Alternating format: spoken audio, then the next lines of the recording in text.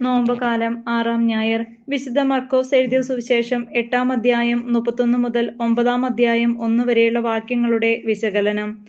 സ്വന്തം കുരിശെടുത്ത് അനുഗമിക്കുക. സമ്മാനം നേടണമെങ്കിൽ കൃത്യനിഷ്ഠയോടെ പരിശീലനം ചെയ്യണം. ഈ ലോകത്തിലെന്ന പോലെ ദസമ്മാനത്തിനും ഇത് ബാധകമാണ്. നോമ്പിന്റെ ഈ 6-ാം ഞായറാഴ്ച നമ്മുടെ പരിചിന്തനത്തിനായി തിരുസഭ നൽകിയിട്ടുള്ള 4 വായനകളിലും ഈ സത്യം നാം വായിച്ചറിയുന്നു. ആദ്യം നിയമാവർത്തന പുസ്തകത്തിൽ നിന്നുള്ള വായനയാണ്. ഈജിപ്തിൽ നിന്ന് കാനാൻ നാട്ടിലേക്കുള്ള ദൂരം ഏകദേശം 700 കിലോമീറ്റർ മാത്രമാണ്. ഒരു ദിവസം 30 കിലോമീറ്റർ സഞ്ചരിച്ചിരുന്നു എങ്കിൽ പോലും പരമാവധി 30 ദിവസത്തിനുള്ളിൽ എത്തിച്ചേരാവുന്ന ഈ ദൂരം താണ്ടാൻ അവർക്ക് 40 വർഷം വേണ്ടി വന്നു. കാരണം പാലും തേനും ഒഴുകുന്ന ഒരു പുതിയ ദേശത്തിലേക്ക് പ്രവേശിക്കുന്നതിന് മുമ്പുള്ള ഒരു കഠിന പരിശീലനത്തിന്റെ ഭാഗമായിരുന്നു ഈ കാലതാമസം എന്നാണ് 1-ാം വായനയിൽ നാം വായിക്കുന്നത്.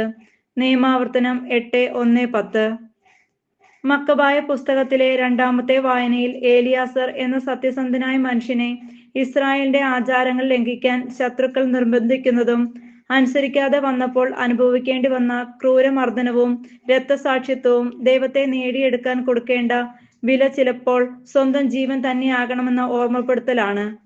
2 മക്കബായർ 6:18-31. 3-ാമത്തെ വായനയിൽ നമ്മുടെ ജീവിതത്തിൽ ഉണ്ടാകുന്ന അവിചാരിതങ്ങളായ സഹനങ്ങൾ, കർത്താവിന്റെ സഹനങ്ങളോട് കൂട്ടിച്ചേർത്ത് വെക്കുന്നവർ അവനോടൊപ്പം സ്വീകരിക്കാനിരിക്കുന്ന വലിയ മഹത്വത്തെക്കുറിച്ചുള്ള പ്രബോധനമാണ്. 1 പത്രോസ് 4:12-19. 4-ാം വായനയിൽ യേശു തനിക്ക് വരാനിരിക്കുന്ന പീഡാനുഭവത്തെക്കുറിച്ചുള്ള പ്രവചനം നടത്തുന്നതും അവൻ വഹിക്കാൻ പോകുന്ന കുരിശ് പോലെ ഓരോ മനുഷ്യനും ദൈവരാജ്യത്തെ പ്രതി സ്വന്തം കുരിശെടുത്ത് തന്റെ പിന്നാലെ വരേണ്ടിയിരിക്കുന്നുവെന്ന ഓർമ്മപ്പെടുത്തലാണ് നൽകുന്നത്. ഈ ലോകത്തിലെ എല്ലാ സുഖ സൗകര്യങ്ങളും കൈയടക്കി വച്ചാലും നമ്മുടെ ആത്മാവ് നഷ്ടപ്പെടാനിടയായാൽ അതുകൊണ്ട് എന്ത് പ്രയോജനം എന്ന ചോദ്യം ജീവിത വ്യഗ്രതകൾക്കിടയിൽ ആത്മാവ് നഷ്ടപ്പെടുത്തരുത് എന്ന ഒരു ഉപദേശമാണ്. ആത്മാവിനെ കാത്തു സൂക്ഷിക്കണമെങ്കിൽ നാം നമ്മെ തന്നെ മുഴുവനായി പരിത്യജിക്കണം. അതിനുള്ള ഒരേ ഒരു മാർഗം യേശു ചെയ്തതുപോലെ ദൈവത്തിന്റെ ഇഷ്ടം വിവേചിച്ചറിഞ്ഞ് ജീവിതം ക്രമീകരിക്കുക എന്നത് മാത്രമാണ്. യേശു ആരെന്നും യേശു നമുക്കായി എന്ത് ചെയ്തെന്നും തിരിച്ചറിയാനാത്തതാണ് നമ്മുടെ വിശ്വാസക്ഷയത്തിന്റെ മുഖ്യ കാരണം. യേശു ആരാണ്, എന്തിനു വന്നു എന്ന ചോദ്യം എപ്പോഴും നമ്മുടെ മനസ്സിലുണ്ടാകണം. ദൈവമായിരുന്നിട്ടും ദൈവത്തോടുള്ള സമാനത നിലനിർത്തേണ്ട കാര്യമായി പരിഗണിക്കാതെ നമ്മോട് താതാത്മ്യം പ്രാപിക്കാൻ സർവപ്രതാപങ്ങളും ഉപേക്ഷിച്ച് വന്നവനാണ് യേശു. നാം എന്തോ ആണെന്ന പൊള്ളയായ ധാരണ പൊളിച്ചെഴുതാൻ അവൻ സ്വയം മാതൃക നൽകി. ധനവും സ്ഥാനമാനങ്ങളും ലോകത്തിലെ സർവ്വ ഐശ്വര്യങ്ങളും നൈശ്വര്യങ്ങളും നൈമിഷികവുമാണെന്ന് അവിടുന്ന് നമ്മെ പഠിപ്പിച്ചു. ഈ ലോകത്തിൽ അനുഭവിക്കേണ്ടി വരുന്ന ദാരിദ്ര്യത്തിലും പീഡനങ്ങളിലും അവഹേളനങ്ങളിലും മനസ്സ് തളരാതിരിക്കാൻ നമുക്ക് മുമ്പേ അവൻ ആ അനുഭവങ്ങളിലൂടെ കടന്നുപോയി. അധികാരം ദൈവത്തിൽ നിന്നാണെന്നും ഐഹിക രാജ്യവും രാജാധികാരങ്ങളും അസ്ഥിരമാണെന്നും പ്രഖ്യാപിച്ചുകൊണ്ട് അവൻ മനുഷ്യഹൃദയങ്ങളിൽ അധികാരം സ്ഥാപിച്ച് നിത്യമായ രാജ്യത്തിലെ അധിപനായി വാഴുന്നു. അവന്റെ രാജ്യത്തിന്റെ പേരാണ് ദൈവരാജ്യം. ആ ദൈവരാജ്യത്തിന്റെ അധികാരി യേശുവും അതിന്റെ നിയമാവലി പുതിയ നിയമവുമാണ്. നിയമാവലി പാലിക്കുന്നവർക്ക് ഈ ലോകത്തിൽ വെച്ച് തന്നെ അവനുള്ള അതേ അധികാരം നൽകപ്പെടും. ഈ ലോകശേഷം നിത്യമായ ജീവിതവും. ഒരിക്കൽ തല തകർത്തെങ്കിലും അവന്റെ രാജ്യത്തിനെതിരായി സാത്താൻ നിരന്തരം തന്ത്രപൂർവ്വം യുദ്ധം ചെയ്തുകൊണ്ടിരിക്കുകയാണ്.